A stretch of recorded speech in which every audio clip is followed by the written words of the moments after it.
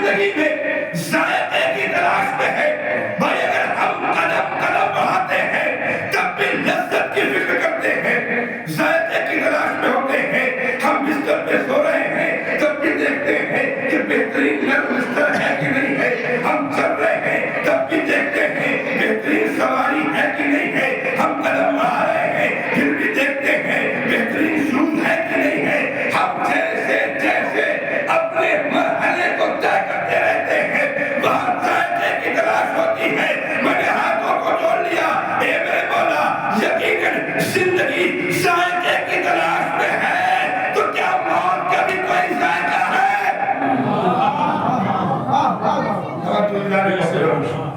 بھائی ہماری زندگی ذائقے پر ڈیپینڈ ہے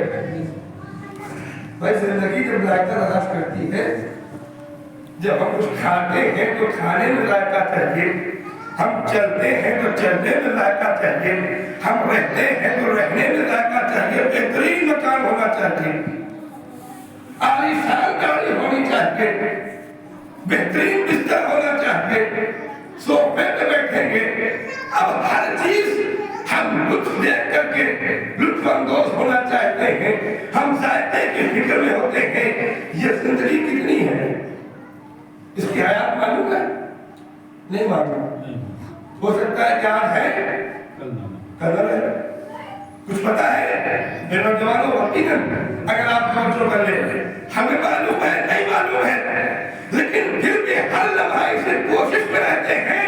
کہ زندگی کے تمام لائقوں کو اکٹھا کر لیا جائے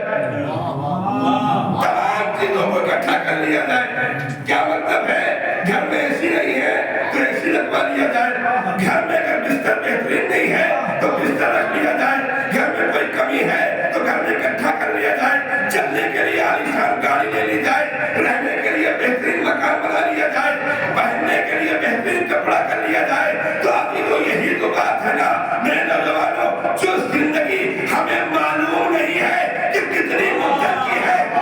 فکر کر رہے ہیں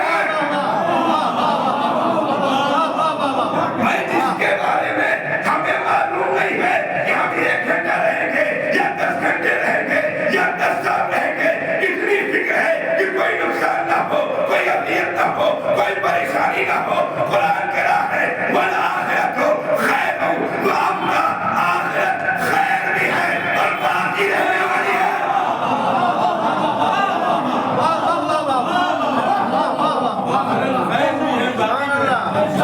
رہنے والی ہے تو سمجھ میں یہ آیا جو مدت ہمیں معلوم نہیں ہے اس کی تو فکر کر رہے ہیں جہاں معلوم ہے وہاں کی کوئی فکر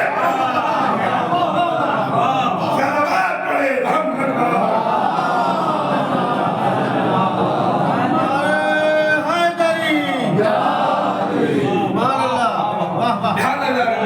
ہمیں کس زندگی کی فکر کرنا چاہیے کہاں ذائقہ تلاش کرنا چاہیے تو سمجھ میں تو یہ آتا ہے کہ وہاں کا انتظام کرے جہاں ہمیشہ رہنے والے ہیں ارے یہاں کیا کرتے ہیں یہاں کیا کرتے ہیں یہاں تو ہماری صرف ایک فکر ہوتی ہے کہ ہم اس زندگی میں دولت اکٹھا کریں اس کے علاوہ کوئی فکر نہیں ہے بات کیجئے گا اس میں کوئی میں جدا نہیں ہوں ہر آدمی اسی میں شامل ہے ایک فکر ہوتی ہے کہ ہم دولت اکٹھا کر لیں تو کیا یہ فکر صحیح ہے صرف دولت زندگی کا نام ہے نہیں ہے دولت زندگی نہیں ہے یہ میرے پروردگار پر زندگی ہے کیا زندگی کسے کہتے ہیں کہا یقیناً زندگی دولت کا نام نہیں ہے زندگی اس علم کا نام ہے جو تمہیں اس دنیا میں بھی باقی رکھے اور مرنے کے بعد بھی باقی رکھے آپ کہیں گے مولا یہ کیا کہہ دی شیخ سعدی کو آپ پڑھتے رہتے ہیں ان کی ایک حکایت آپ کی بارگاہ میں پیش کرتے ہیں کہ لوگوں کی فکر میں کیا ہے خاص طور سے آپ کے نوجوان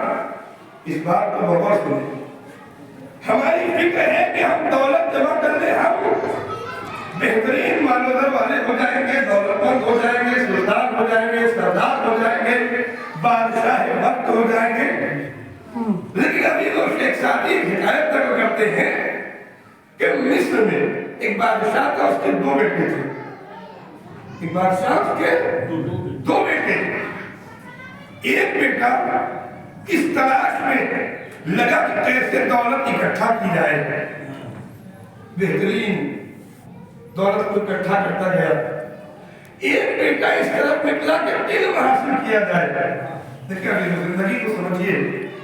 یقیناً آج ہمارا مرحلہ ہے کہ ہم علم کی فکر نہیں کرتے ہیں.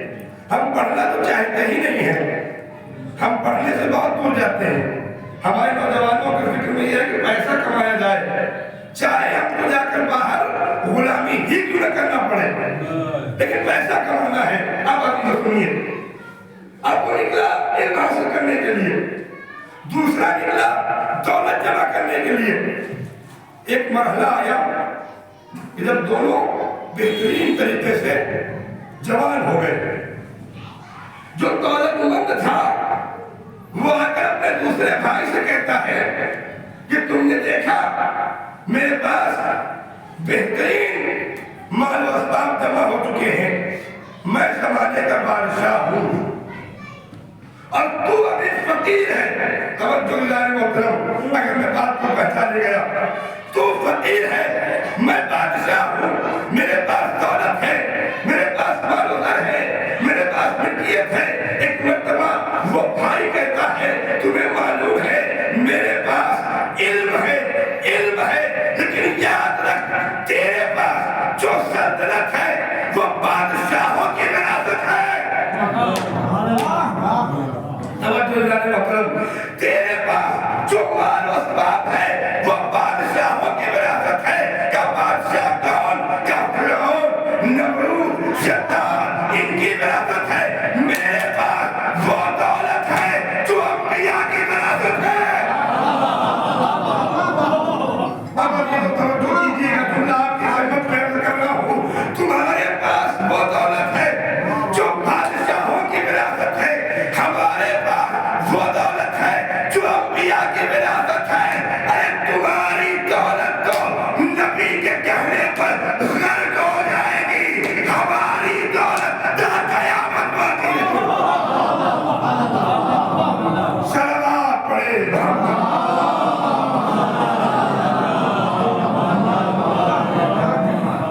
ایک دن دیدار محترم، یہ علم انسان کو باقی رکھتا ہے. یہ دنیا مٹ جائے گی، فنا ہو جائے گی. انسان کیسے زندہ رہے؟ جہاں بیٹھے ہوئے گا